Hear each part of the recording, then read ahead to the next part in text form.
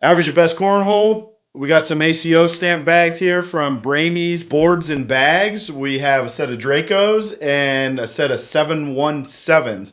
Now, immediately upon receiving these bags, kind of felt like they were a medium small template, but the fullness, offset that very well, I felt.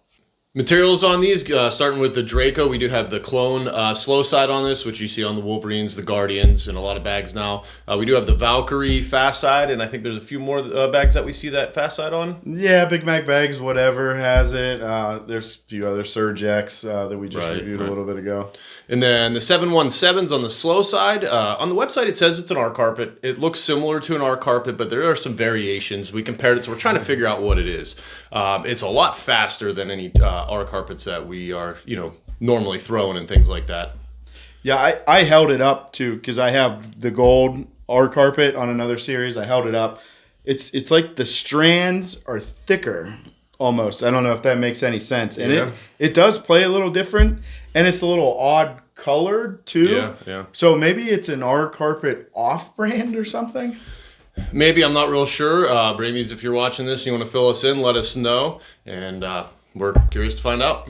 So we'll touch on the speeds of these bags and the Draco, slow side 5, fast side 9. We tend to agree with that. Yeah. I mean, the materials, the slow side may be a little bit faster. I think we usually say like 5 1/4 or something for that. The 717s, though, it actually says that the slow side is a 6 on the website. But a lot of people say that our carpet is a 6, so we really can't go by that. But it truly played a 6. Like, we could not get it to slow down. We were thinking it was going to, but it never really did. No, it didn't slow down at all. I want to call that bag like a 6.5. It felt so quick to me. Mm-hmm.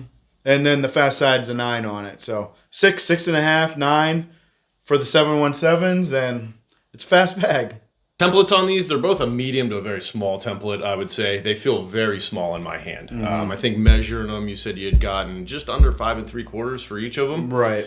They're under 16 ounces. They were about 15.6 ounces on the weight, but overall just a small feeling bag. Yeah, the website calls them medium large, which we do not see medium large at all. And he actually held it up to some Viper RSs, like comparing, it was about the same size bag, just a little bit thicker. It was thicker than the RSs. But dimensionally wise. Right, exactly. It did feel thicker. And, I mean, there's margin for error because I was just kind of stacking the bags on top of each other. But template-wise, to me, it felt identical to that RS. So definitely on the smaller end.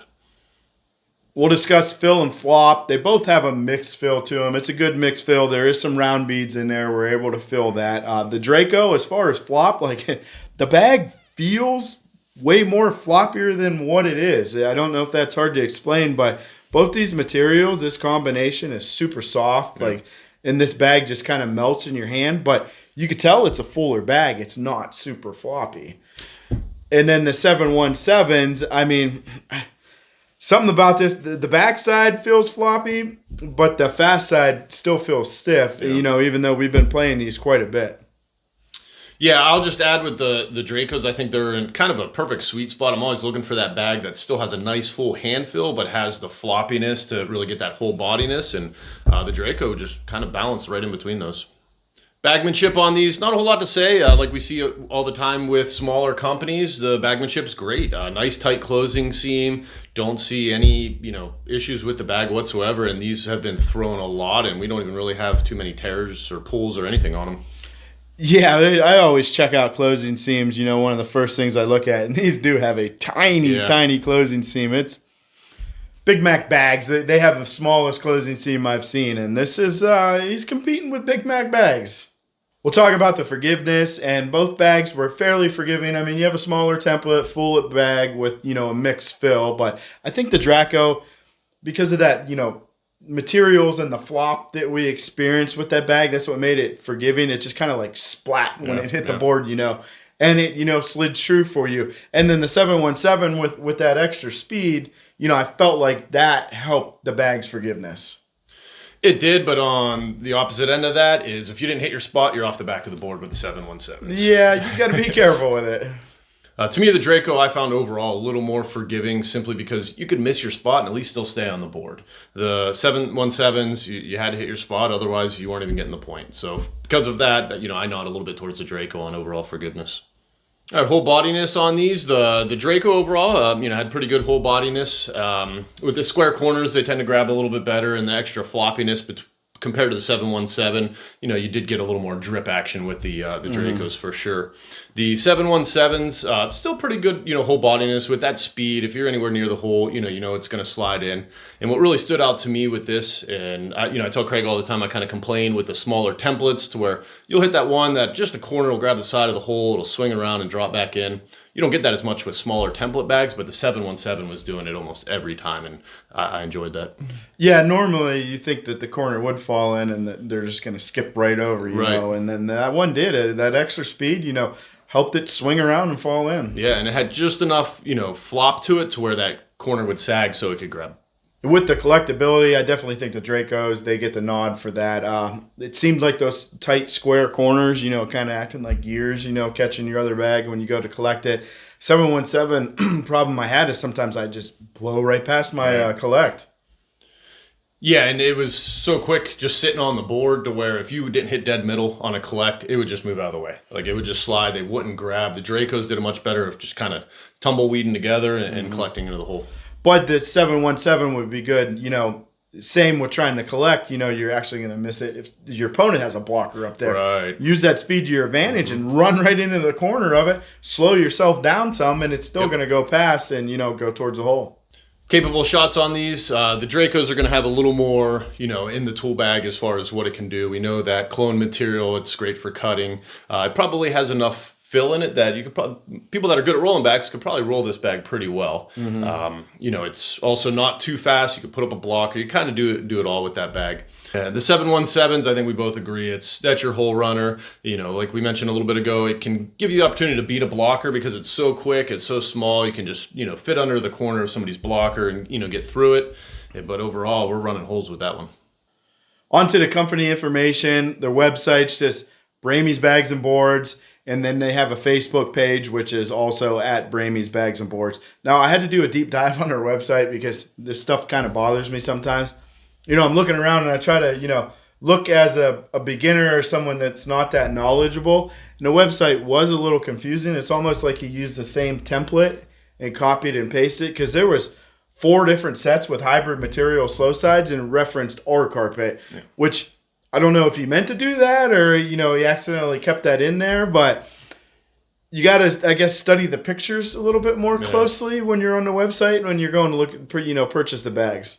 As far as designs on that website, there are a ton of different designs. He actually has, a bunch of different options for you for each series, and they seem to be pretty available. I haven't been watching his website very long, but I haven't seen anything sold out or unavailable the times that I was on there. Costs on these, and they seem to be right in par with all the other ACO bags we have. They're $75 each is what they have listed on their website, which is a pretty good number. I mean, it's an overall quality bag, and I guess that's a silver lining with going with ACO bags from time to time is you're going to be well under that $100 pretty much everything that we've seen. Yeah, and I actually got these for a heck of a good price. He ran a crazy sale, so I don't know how often he does that, but I guess pay attention or whatever because I was actually surprised that how less of that I had to pay for these bags, I guess. And that leads us to our overall thoughts. And for not knowing anything about Bramy's Bags and Boards, we were pretty impressed with these bags. The Dracos just have that real good hand feel, soft materials. They played well.